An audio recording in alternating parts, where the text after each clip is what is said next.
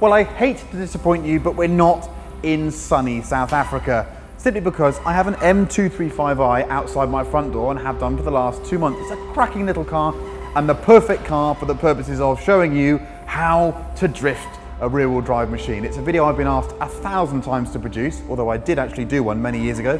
Neil, cut to the footage of the E39 M5 with me with the beard and all that. Yeah, okay, do that.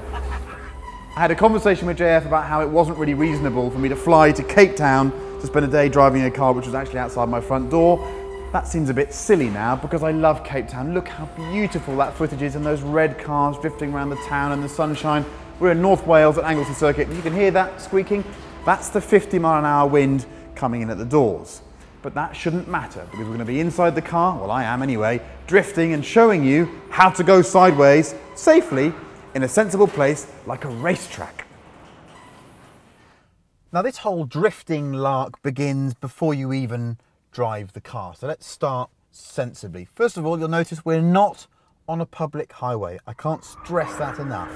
If you want to learn how to make a car go sideways, don't do it on the public highway. Go to a circuit, go to an open airfield, go to somewhere where you can rent the space and do it properly.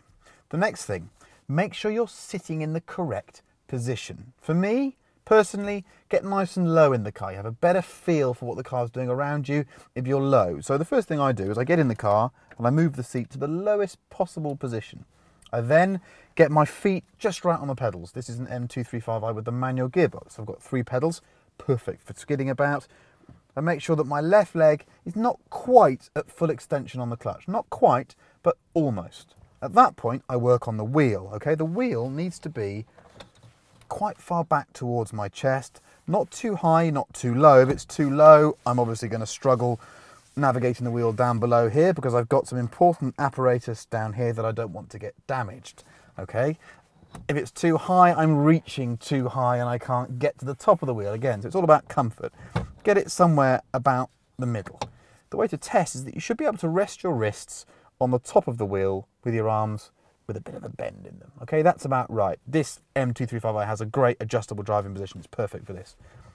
We cannot, sadly, do oversteer with all that lovely traction control and stability control mechanism working. So let's turn it off. There's a button here that says off.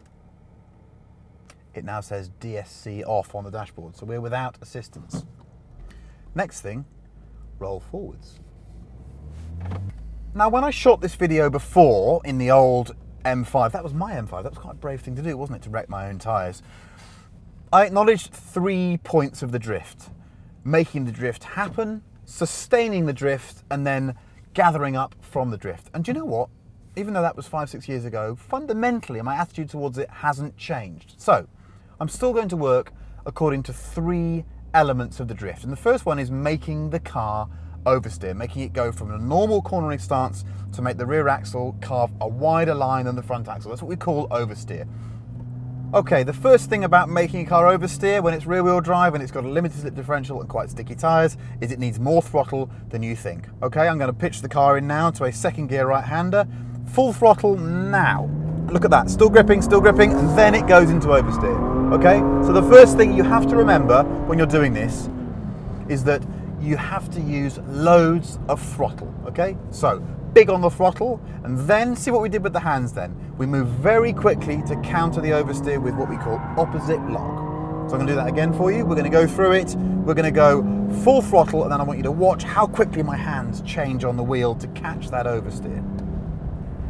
Here we go, full throttle. Watch how quickly you have to catch the oversteer with your hands. Okay? I'm trying not to cross my hands too much, but I'll take the first amount of lock with 1 armful of lock, okay? At this stage, when you're starting out, don't try and just let go of the wheel. It feels comfortable to do it that way and allow the caster effect of the front wheel just to wash away until it hits the lock stops. You might see me do that in some of my videos. It's lazy, it's not correct, but oddly enough, you earn the right to do it once you've learned how to do it the hard way. That's why I've always viewed it. You can let go of the wheel once you've learned to navigate the wheel first. It's a bit like learning to add up when you were a kid. They wouldn't let you use a calculator until you could do it properly, okay? So, let's have a look at that again. Lots of power, and then equalize it with the steering. And the common mistake is that people are too slow with the throttle and too slow with the steering. It's quite a violent, aggressive activity, this. You watch me, I have to really move quite quickly. See there, we're quick. Quick, quick, quick, quick, quick, quick, quick. So, we've used the throttle quickly, and the reason we've done that is we don't want understeer. If you blend the throttle in nice and gently, what you do is you make the front axle of the car push. And what we're trying to do is excite the car quickly and get into that oversteer as soon as possible. If we allow the car to understeer by blending that throttle in, what happens is we have some understeer coming, we have lock-on countering that, and when the oversteer comes, we're already half a lock round and we've got to catch that extra half a lock. That's just ugly, and the only way really to do it is to let go of the wheels. We don't want that at all. So we're fast on the throttle and we're fast on the steering. So that's the entry to the drift. Let's move to stage 2 of the drift process, maintaining that slide. This is the good bit. This is the really, really fun bit, if you ask me. Get the car into the drift. To sustain it, it's all about power, as Mr. Clarkson would say. You have to throw, listen to that, I'm flat out there, nearly 7,000 revs. The common mistake is that people try and hold back on the power because they can't believe you need to throw so much power at the problem, but you do. Everything at your disposal, just throw it at that back axle and keep going. This thing's got well over 300 horsepower, only a 245 section at the back. It's quite a light, nimble car relatively, and yet you still have to throw so much power to sustain that drift. So keep throwing power at it. With a locking differential at the very worst, you'll just blow most of it away in vaporized tyre. But if you try and hold the throttle back, the car will straighten up. So, if in the first stage of the drift, the most common problem is that people aren't brutal enough with the throttle, it's almost the same in the second stage, maintaining the drift, where they don't quite throw enough power at the problem. I'll show you again.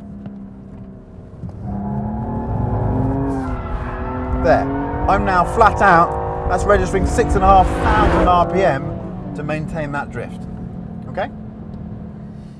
Okay, when you're in the drift in stage 2, for me, that's really the point of utter joy, because the car becomes hypersensitive at that point. A little bit more throttle adds more angle, backing out of the throttle straightens the car up, the steering's loaded up, so you can really feel what's going on. There's a tension about the whole car that's super enjoyable. So when you're in the drift, you can play with the car a bit. You can go a bit more angle, a little less. Let's try it. So, I'm going to go for a slightly smaller angle this time. A bit smaller, less steering angle. I was controlling that on the throttle there by using a little less. But it's still almost full throttle. So that's the key thing. Lots of throttle to sustain it, and then it's just a millimetre or two back will suddenly change everything about the car. The pitch, the amount of torque going to the back wheels. It's lovely. You feel really in control. So the final stage, and this is the most difficult bit if you ask me, gathering it all up, getting it from oversteer back to straight. And that's all about your throttle control. So a lot of this comes back to your seating position. I feel you can't actually come off the throttle neatly and accurately unless you're properly located in the seat. Because if you're bracing your leg against the door or the transmission tunnel or something, you're never going to get it right. So when we get the car into the oversteer, to come back out again, we're looking to lead with the throttle, blend out of the throttle, and then use the steering to equalize that back. So here we go. Into the corner now, we're going to try and blend out of this one and make it neat.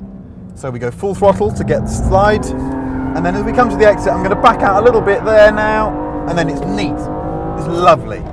And then it's just a question of winding the lock off to meet the car as it straightens out. I say just a question of, that's the difficult bit, okay? It's balancing the throttle coming back and the lock coming back at the same time. They have to happen in harmony.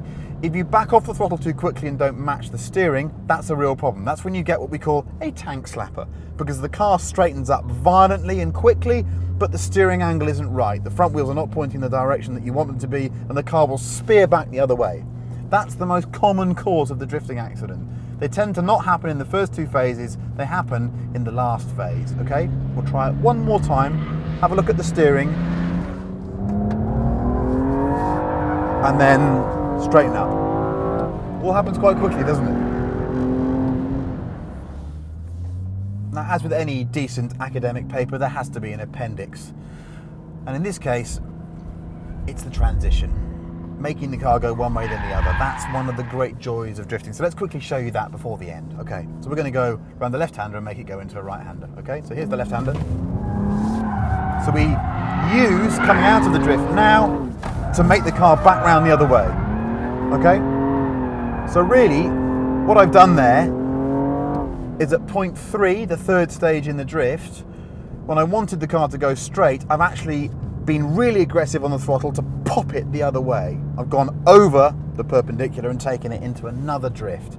And that's called a transition, and that's one of the great joys. It's tricky, and it's a real test of your throttle control. And you'll see I was letting go of the wheel because to navigate through that when it's spinning so quickly, it's quite difficult. So, what I would say is, learn stages 1, 2, and 3, and then when you've got the throttle control for 3, have a go at a transition, because that's a thing of real joy. And this car with this diff in is a little drift monster. I have to say, purely in the interest of filming, I'll have another go at that. Is that all right then?